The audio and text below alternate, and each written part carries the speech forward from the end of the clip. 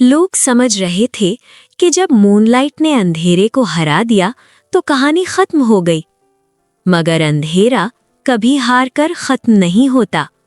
वो चुप होता है, इंतजार करता है, और फिर जब सब खुद को महफूज समझने लगते हैं वो वापस आता है।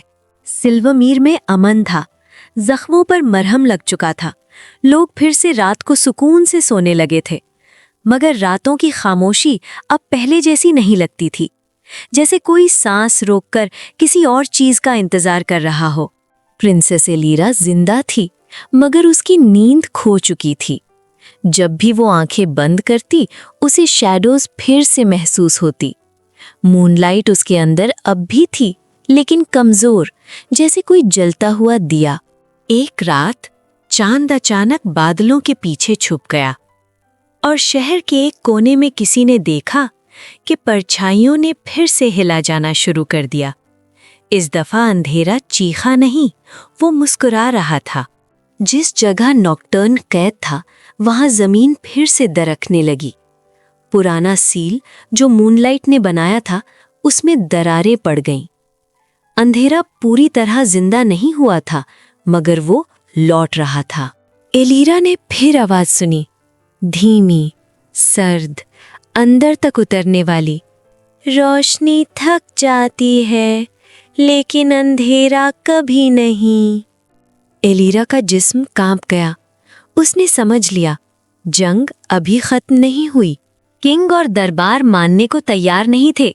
हम जीत चुके हैं, उन्होंने कहा। मगर एलीरा जानती थी कि असली खतरा तब होता है जब लोग डर भूल जाते हैं। चांदनी रात एलीरा के लिए सिर्फ ताकत नहीं रही थी, वो बोझ बन चुकी थी।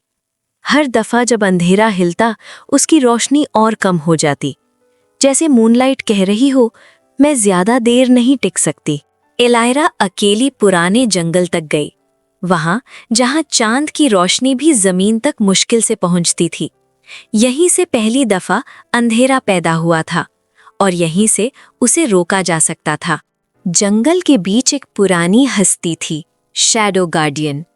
वो ना रोशनी का था ना अंधेरे का।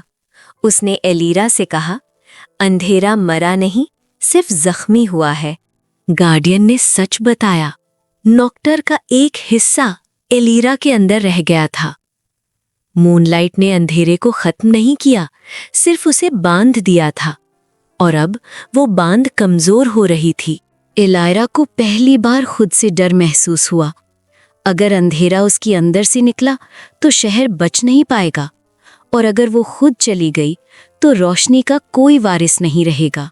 गार्डियन ने कहा, अंधेरे को रोकने का सिर्फ एक तरीका है एलीरा, तुम्हें मूनलाइट छोड़नी होगी। मूनलाइट के बगैर वो सिर्फ एक आम इंसान रह जाएगी। एलीरा ने आसमान की तरफ देखा। वो जानती थी कि रोशनी होने का मतलब सिर्फ चमकना नहीं होता, कभी कभी छोड़ना भी होता है। आंखों में आंसू थे, मगर आवाज मजबूत थी। शहर में लोग सो रहे थे। किसी को अंदाजा नहीं था कि उनकी हिफाजत फिर से कुर्बानी मांग रही है। एलीरा ने महल छोड़ दिया, इस दफा अकेली। सील फिर से टूटा, शैडोज उतरी, हवा भारी हो गई। नॉकटर्न की आवाज गूंजी, तुम मुझे खत्म नहीं कर सकती। और एलीरा ने जवाब दिया, मैं तुम्हें छोड़ दूंगी। एलीरा ने मूनलाइट को खुद से अलग किया। रोशनी आसमान की तरफ उठी, अंधेरा चीखा, और फिर सब कुछ शांत हो गया। एलीरा जमीन पर गिर पड़ी। उसकी आंखों की चमक चली गई थी। वो जिंदा थी, मगर अब सिर्फ इंसान। शहर महफूज था, अंधेरा कैद। सुबह हुई, लोग उठे, रोशनी फिर नॉर्मल थी। मगर जब उन्होंने एलीरा को देखा तो समझ गए कि अमन फिर किसी ने खरीदा है। आज सिल्वरमेर में लोग रात को चांद को देखकर कहते हैं, अंधेरा वापस आया था, मगर हम फिर बच गए। और जब कोई पूछता है कैसे, तो कहानी सुनाई जाती है एक ऐसी प्रिंसेस की जिसने रोशनी को छोड़कर दुनिया को बचा लिया। अगर आपको ये कहानी महसूस हुई तो कहानी गैलेक्सी को सब्सक्राइब करें, क्योंकि यहाँ हर रोशनी के बाद अंधेरा आता है और हर अंधेरे के बाद एक नई कहानी।